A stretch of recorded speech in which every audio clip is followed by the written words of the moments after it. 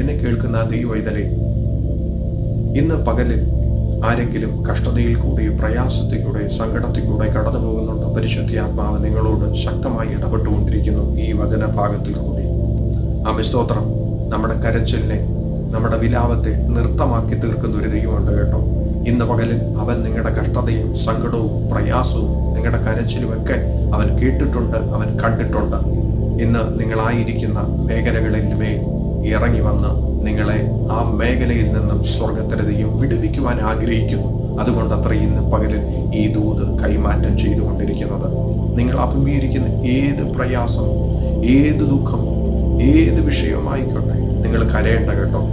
നിങ്ങളുടെ കരച്ചിലിന്റെ ശബ്ദം യഹോവ കേട്ടിട്ടുണ്ട്. ആമേൻ. സ്തോത്രം. കർത്താവിന് കഴിയാത്ത ഒരു കാര്യമില്ല. അവൻ മനസ്സ് തകർന്നവരെ രക്ഷിക്കുന്ന ദൈവമാണ്. കർത്താവിന്റെ വചനം സങ്കീർത്തനം 34:18 ഇങ്ങനെ വായിക്കുന്നു: ഹൃദയം നുറുങ്ങിയവർക്ക് യഹോവ സമീപസ്ഥൻ, മനസ്സ് തകർന്നവനെ അവൻ രക്ഷിക്കുന്നു. എന്നെ കേൾക്കുന്ന ദൈവവൈതലേ, സമീപസ്ഥനാണ്, ദൂരസ്ഥനല്ല. അവൻ സമീപസ്ഥനായിരിക്കുന്ന ദൈവമാണ്. ആ സമീപസ്ഥനായിരിക്കുന്ന ദൈവം നിങ്ങളായിരിക്കുന്ന ആ ഹൃദയം തകർന്നിരിക്കുന്ന അവസ്ഥയുടെ മധ്യേ സ്വർഗത്തിലെ ദൈവം പ്രഭാതത്തിൽ ഇറങ്ങി വരുവാൻ പോവുകയാണ്. നിങ്ങളെ ആ മണ്ഡലത്തിൽ നിന്ന് വിടുവിക്കുവാൻ പോവുകയാണ്. നിങ്ങളുടെ കഷ്ടപ്പാടുകൾ, നിങ്ങളുടെ കഷ്ടതയുടെ കാലയളവിനെ സ്വർഗത്തിലെ ദൈവം കണ്ടിരിക്കുന്നു. നിങ്ങളുടെ വിലാപത്തിന്റെ കാലയളവിനെ സ്വർഗത്തിലപ്പച്ചൻ കണ്ടിരിക്കുന്നു. നിങ്ങളെ ആ മണ്ഡലത്തിൽ നിന്നും ഇന്ന് പ്രഭാതത്തിൽ കർത്താവ് പുറത്തു കൊണ്ടുവരുവാൻ പോവുകയാണ്. വിശ്വസിക്കുന്നവർ ആമേൻ പറഞ്ഞ് ഏറ്റെടുത്ത് തുടങ്ങിയാട്ടെ. കർത്താവ് നിങ്ങളെ സഹായിക്കും. കർത്താവ് നിങ്ങളെ വിടുവിക്കും. ആമേൻ. സ്തോത്രം. നിങ്ങളുടെ സ്തുതിക്ക് എൻ്റെ സ്വർഗത്തിലെ ദൈവം വ്യത്യാസം കൽപ്പിച്ചാക്കുക തന്നെ ചെയ്യും. ആമേൻ. സ്തോത്രം.